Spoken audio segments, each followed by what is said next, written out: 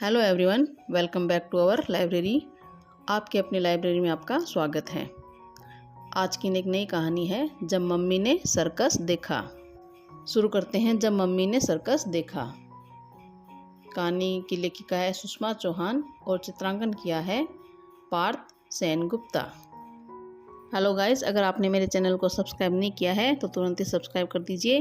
कहानी पसंद आए तो लाइक कीजिए और शेयर कीजिए। आपको मेरे चैनल पर ऐसी अनेक मज़ेदार कहानियाँ, रोचक कहानियाँ देखने को, सुनने को और पढ़ने को मिलेगी। तो नई नई कहानियों का आनंद लेने के लिए मेरे चैनल को सब्सक्राइब कीजिए। तो चलिए शुरू करते हैं एक नई कहानी, जब मम्मी ने सर्कस देखा।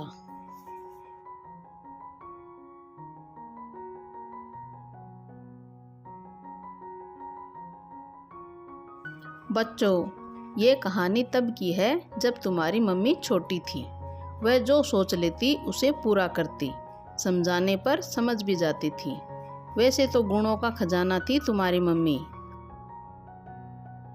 उनका जो सबसे अच्छा गुण था वह था सदा सच बोलना। कुछ भी बात उनसे पूछी जाती तो वह उसका सदैव सत्य ही उत्तर देती।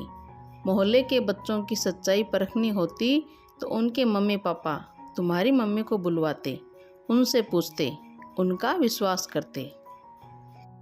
एक बार शहर में सर्कस लगा। मोहल्ले के लगभग सभी बच्चे सर्कस देख आए थे और उसकी ही बातें करते थे। हम लोग सर्कस देखने नहीं जा पा रहे थे। एक दिन तुम्हारी मम्मी ने मुझसे पूछा, मम्मी, हम लोग सर्कस देखने कब जाएंगे? मैंने कहा, इस इतवार को जरूर चलेंगे बेटा। हम लोग तुम्हारी मम्मी का बहुत ध्यान रखते थे।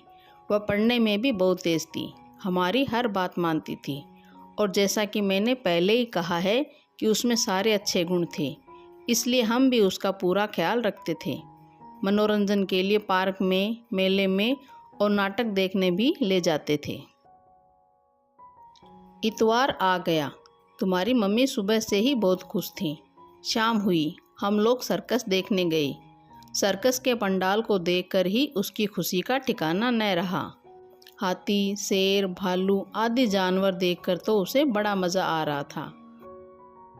हाथी का पूजा करना, प्रसाद चढ़ाना, घंटी बजाना और स्टूल पर चढ़कर बैठना तो वह देखती ही रह गई।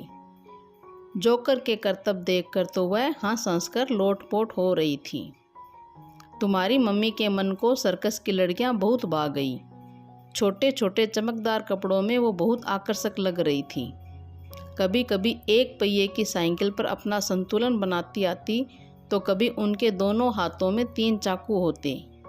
वह उन्हें इस तरीके से उछालती कि 2 चाकू हमेशा उनके हाथ में होते और तीसरा हवा में। मज़े की बात यह है कि एक बार भी और एक भी चाकू जमीन पर नहीं गिरा। यह उनके प्रतिदिन के अभ्यास का परिणाम ही था। लड़कियों की यह कलाबाजी देखकर सभी चकित थे। तुम्हारी मम्मी को जिस चीज़ ने सबसे ज़्यादा आकर्षित किया वह थी मौत की छलांग। ऊपर चारों ओर झूले लगे थे, नीचे बहुत बड़ा जाल था। झूले पर लड़कियां झूला झूलती, एक से दूसरे झूले पर कूदकर चली जाती, फिर वहां से लगाती मौत की छलांग। जाल पर कूदती, उछलती, गिरती, खड़ी होती, हवा में कूदती, गिरती। साथ ही बैंड पर आकर्षक धुन बज रही थी और दर्शक अनवरत तालियां बजा रहे थे। कभी कभी बैंड की आवाज़ धीमी सुनाई देती तालियों की आवाज़ के आगे। घर आते समय तुम्हारी मम्मी बहुत खुश थी। वह सर्कस के विषय में ही बातें करती रही, सबसे ज़्यादा मौत की छलांग के बारे में। कभी पूछती, मम्मी, वह दीदी इतना ऊपर से कूदती है, उसे डर नहीं लगता?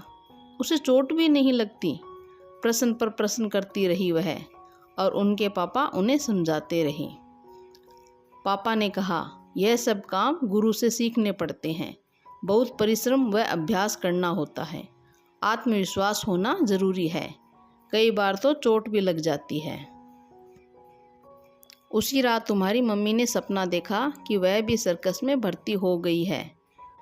छोटे छोटे चमकीले कपड़े पहने मौत की छलांग लगा रही है, उछल रही है, गिर रही है। चारों ओर तालियों की आवाज़ है, बैंड की धुन है और उसके चेहरे पर सफलता प्राप्त करने का गर्व। सुबह सोकर उठी तो बहुत खुश थी तुम्हारी मम्मी। उठते ही पता नहीं क्या हुआ कि पलंग पर खड़ी हुई और नीचे कूद गई। बार बार कूदती रही। उन्हें मज़ा आ रहा था, कहीं चोट भी नहीं लगी। अपनी पहली सफलता पर वो बहुत खुश थी। दोपहर को हमने खाना खाया और पलंग पर पहुंच गए सोने के लिए। तब भी वह सर्कस की ही बातें कर रही थी। बातों बातों में कब मेरी आंख लग गई मुझे पता ही नहीं चला। पता नहीं कब वह मेरे पास से उठी, डाइनिंग टेबल पर चढ़ी और नीचे कूद गई। कूदते वक्त पता नहीं क्या हुआ कि वह मुंह केवल ज़मीन पर आ गिरी। गिरने की आवाज़ सुनकर मैं दौड़कर आई, उसे गोद में उठाया। वह ज़ोर ज़ोर से रो रही थी। उसके सिर में घूमड़ निकल आया, जिसे मैं दबाती रही। वह रोते रोते ही सो गई। सोकर उठी तो चोट को पूरी तरह भूल चुकी थी। शाम को अपनी सहेलियों के साथ पार्क में खेलने चली गई। पार्क में भी वह बेंच पर चढ़कर नीचे घास में कूदती रही। काफ़ी देर कूदने के बाद वह और ऊंचाई की जगह तलाशने लगी। पूरा बगीचा देख लिया पर कुछ समझ में नहीं आया। अचानक उसके दिमाग में बिजली सी कौंध गई। अरे, दीवार पर चढ़कर कूदना चाहिए। यह सोचते ही मज़ा आ गया तुम्हारी मम्मी को। चार दीवारी के नज़दीक जाकर जब चढ़ने की कोशिश की तो समझ में आया कि इस पर तो चढ़ना ही मुश्किल है। दीवार सीधी, चिकनी और ऊंची थी। यह कोई घर तो था नहीं कि कुर्सी या कुछ उठा पाती और चढ़ जाती। खैर, 2-3 दिन तक तुम्हारी मम्मी इसी उधेड़-बुन में रही। कहावत है न कि जहाँ चाहे वहाँ रहे। तुम्हारी मम्मी को भी मनचाही मुराद मिल गई। पार्क में था एक नीम का विशाल घना वृक्ष, जिसकी एक शाखा दीवार को छू रही थी। वह खुशी से नाचने लगी।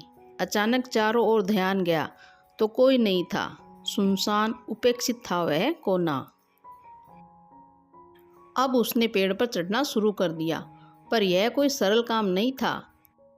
पेड़ पर पैर फिसल रहा था। उस समय उन्हें याद आया कि पापा कहते हैं कि कोई भी काम सच्ची लगन से किया जाए तो उसमें सफलता अवश्य मिलती है। बस फिर क्या था, उसका तो हौसला और बढ़ गया। चढ़ने की कोशिश करना, बार बार फिसलना, मोटे तने की छाल से रगड़ खाना, जगह जगह खरोंचे आना, किसी भी परेशानी से वह रुकी नहीं। कुछ ऊपर चढ़ी तो बड़े बड़े मकोड़ों ने काटना शुरू किया। उन्हें खींच कर निकालती तो खून निकल आता। मैं पहले ही बता चुकी हूँ न कि वह बचपन से ही लगन की पक्की थी। उसकी आंखों के आगे तो सर्कस का दृश्य था, बैंड की मधुर धुन और कभी ख़त्म न होने वाली तालियों की आवाज़ जो उसके कानों में गूंज रही थी। जब तक उसने तना पार किया तब तक उसका हुलिया पूरी तरह बदल चुका था। प्यास के मारे बुरा हाल था उसका। अब वो शाखा पर संतुलन बनाकर धीरे धीरे चल रही थी। उसे अपना सपना सच होता दिख रहा था। मारे खुशी के उसने इधर उधर देखा। अरे, अंधेरा हो गया। अचानक उसे मेरा और तुम्हारे नाना का क्रोध भरा चेहरा याद आया। मारे डर के संतुलन बिगड़ा। उसने संभलने की बहुत कोशिश की पर संभल नहीं पाई। शाम तक वह नहीं आई। आसपास के सारे बच्चे आ चुके थे। मैं और तुम्हारे नाना ने हर घर में पूछा, जगह जगह ढूंढा, पर उसका कुछ पता नहीं लगा। अंत में हम बगीचे में गए। चौकीदार की बड़ी टॉर्च जलाकर सब जगह ढूंढ रहे थे। अचानक लाइट में तुम्हारी मम्मी की फ्रॉक दिखाई दी। पास जाकर देखा तो बेहोश पड़ी थी तुम्हारी मम्मी। हम लोग उन्हें अस्पताल लेकर गए। बाएं हाथ और पैर पर प्लास्टर चढ़ा, कई जगह पट्टियां बंधी। तुम्हारी मम्मी को महीनों अस्पताल में रहना पड़ा। ठीक होने पर जब मैंने उनसे पूछा कि यह सब कैसे हुआ तो उसने सच सच बता दिया। तब मैंने समझाया था कि नकल करने से ज्ञान प्राप्त नहीं होता।